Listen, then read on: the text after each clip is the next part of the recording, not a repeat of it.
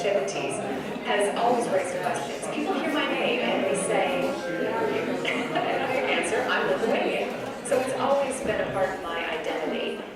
Sveicināti zvaigznes grāmatu mājā. Mums ir šodien ļoti īpašs notikums, jo savas Eiropas jūras ietvaros pie mums viesojas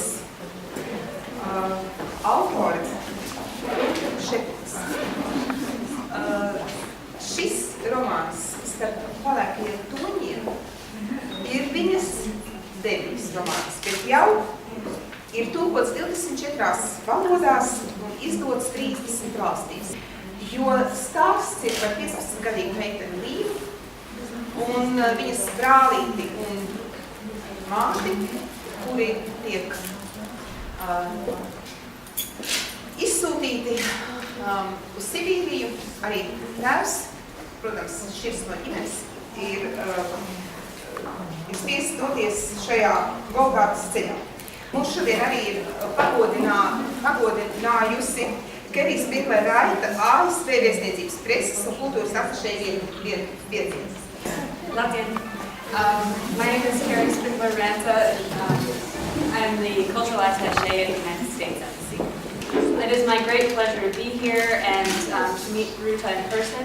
Her book is critically and widely acclaimed. And although I only recently found out about this event, I already started reading it and I'm enjoying it greatly so far.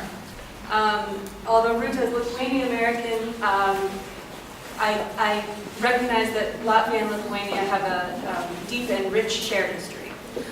And I'm exceptionally pleased that this issue is now being discussed and the history is being rediscovered and out in the open once again. So thank you very much.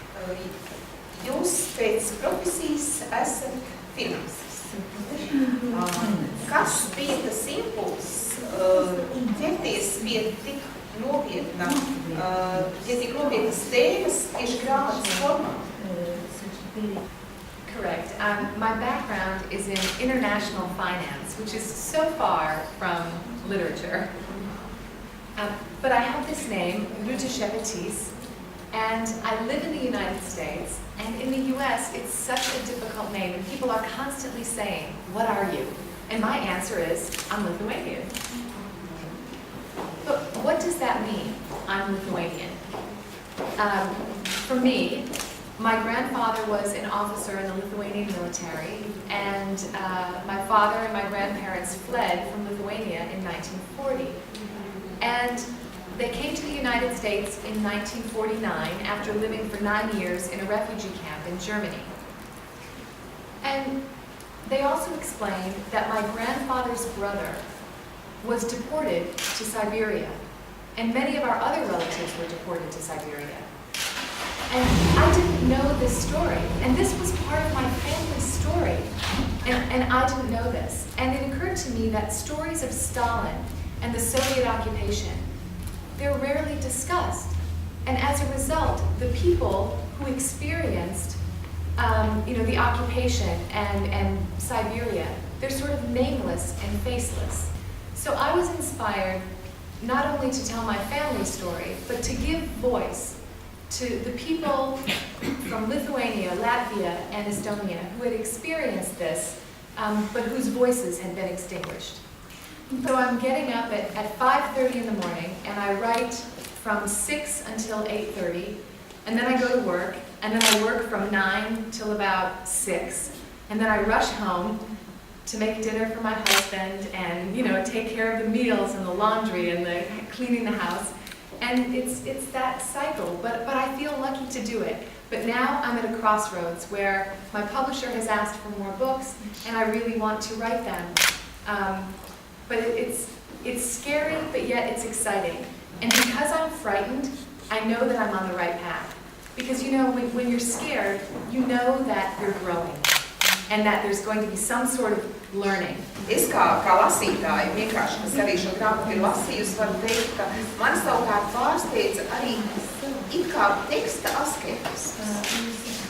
Un ik pa brīdim ļoti emocionāli nelielas epizodes, kāds vārds, kāds teikums, kāds nobeigums, kas tev liek tām skudriņām pārskriet. Un tad ir arī apbrīņš tiešām par autora spēju nevienu neraudināt, nevienu nešausmināt, bet likt patiesi līdzpārdzīvot. Tad man varētu būt kā izdevējiem jautājums, cik tad jums nācās mainīt grāmatas saturā, kāda bija sadarbība ar izdevēju, kas tapu oriģināls?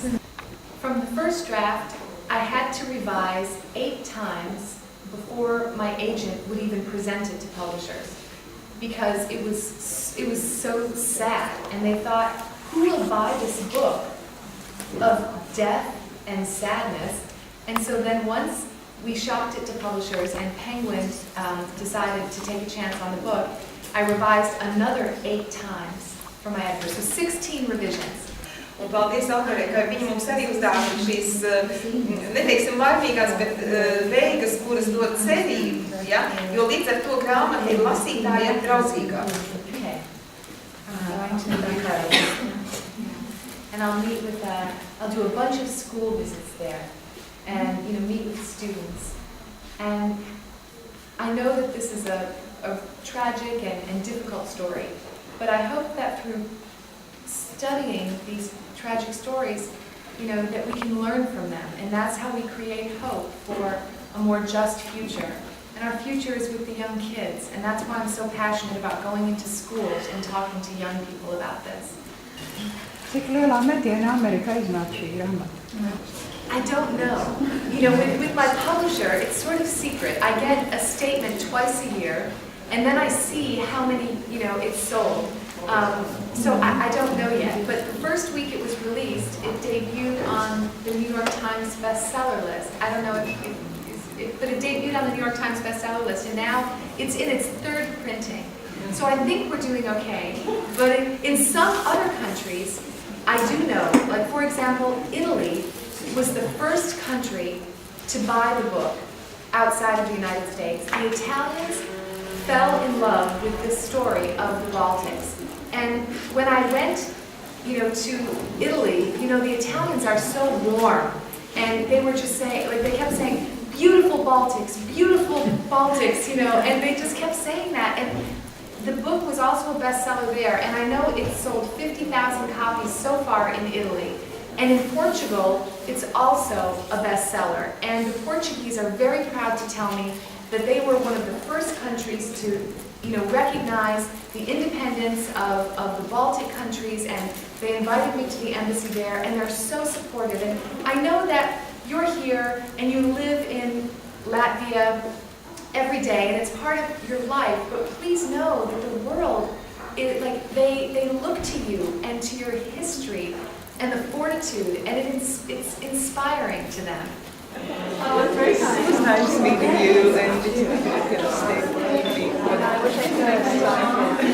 Paldies par to, ka jūs Twitteris pateikšu kolēģi. Our organization spreads Easter's stories, maybe some story. Yes.